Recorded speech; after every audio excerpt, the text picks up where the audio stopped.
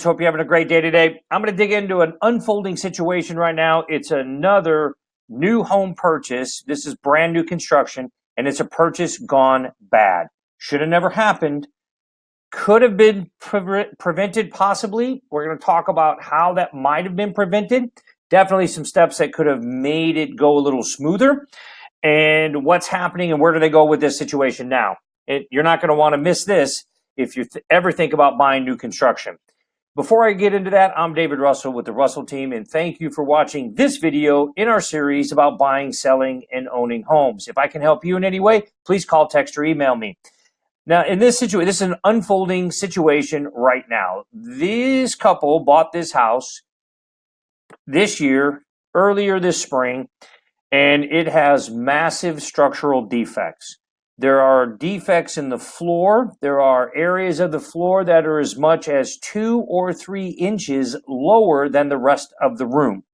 That is a radical shift, 2 or 3 inches. You can hold a level out, and then that floor slopes at a 2 or 3 inch angle, drops down. That's a terrible framing job. There's also considerable issues with the framing on the roof, where there's a lot of bowing, flexing, there's all kinds of weird things going on with the framing on the roof, where the rafters are not on the ridge beam correctly, so they're high, they're low, maybe missing. I don't really know all the circumstances, but it's a material issue with the roof, so much so that this homeowner had a hard time getting home insurance because the roof is in that bad of shape, and it's a brand new house. So, and there's many other problems that this home has, but these are the top 2 main framing issues. The roof is not framed correctly, and therefore they have to have a special type of insurance. It's a high premium insurance because of the problem with the roof. And then the floors on the second story slope radically. So how could this have been prevented? It's a spec home, which means the home was already built or under construction when this couple bought this home or they contracted to it. They had a home inspector come out. The home inspector flagged the floor, they flagged the roof, and they flagged a whole lot of other things, which is very common when you have a home inspection, even on new construction. There's 250,000 pieces in a home. It's very common that there are defects, not necessarily material like this. I've never had a new home inspected that had this level of issues. But they did have a home inspection.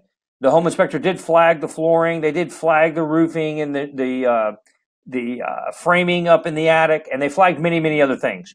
At the walkthrough, the builder said all of these things were done.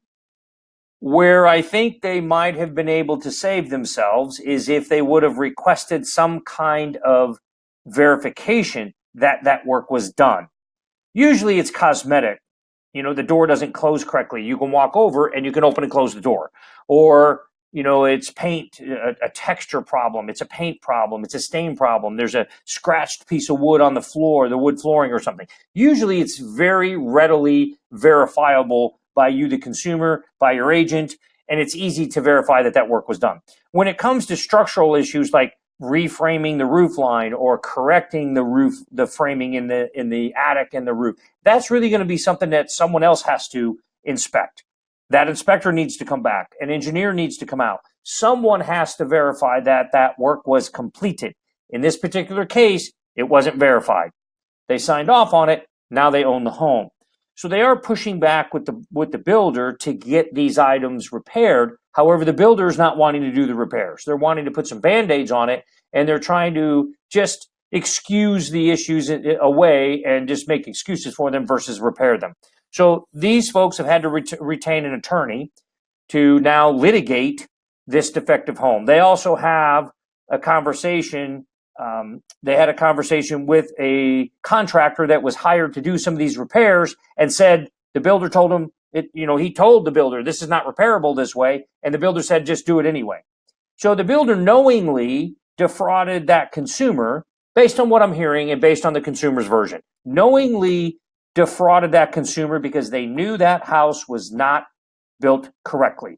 So a couple questions. Why, they didn't know, the consumer didn't know to have somebody come back out and re-inspect. They should have been advised to do that. And unfortunately, they trusted the builder, and the builder lied to them, and the builder sold them a house with massive defects. My other question would be, Where's the city in this? The city is supposed to sign off on this. And this goes back to what I've said many, many, many times, folks. You cannot rely on city inspectors to verify and confirm and ensure that the home is being built to proper standards. They just don't always do it. They can't always do it. There's just too many homes for them to inspect and them to sign off on. In this particular case, I'm not an engineer, I'm not a city inspector, but it doesn't sound to me like it should have passed the framing inspection. There's too many issues. A 2-inch slope on the floor should not have passed framing inspection. The roofing, the way he described it to me, and I'm sorry I don't have the terminology that they use, but the roofing, the way it's been framed, should not have passed framing inspection, in my opinion. So the cities may have some culpability in this. The builder definitely, in my opinion, created some fraud. You just have to be careful. If you have, and this applies to actually resale homes as well. If you go to do your final walkthrough and there are not receipts for material repairs, you don't go to close. That's going to make a lot of people unhappy, but you have to have verification that those repairs were done, whether it be a new construction or a resale home. So again, through that final walkthrough, that's when the builder is going to say all of these items are done. If you cannot visually or physically confirm that those items were done, you might want to have a third party do that for you. Absolutely, if it is electrical, plumbing, structural, and you can't see it, you want someone who's an expert in that area to confirm that that work was done. If it's a material item, if it's changing a handle on the toilet, that may or may not need that. But it definitely will need it if it's framing, if it's electrical work in the circuit box, in the breaker box, if it's rewiring something, anything that's behind the walls or that you're not mechanically aware of, that needs to be re-inspected by someone of your choice, or you need to have some kind of receipt or documentation that states it was done. I can go on and on about this, but the key thing is do your due diligence. Make sure you confirm that the work was repaired, and that's with new build or with pre-owned.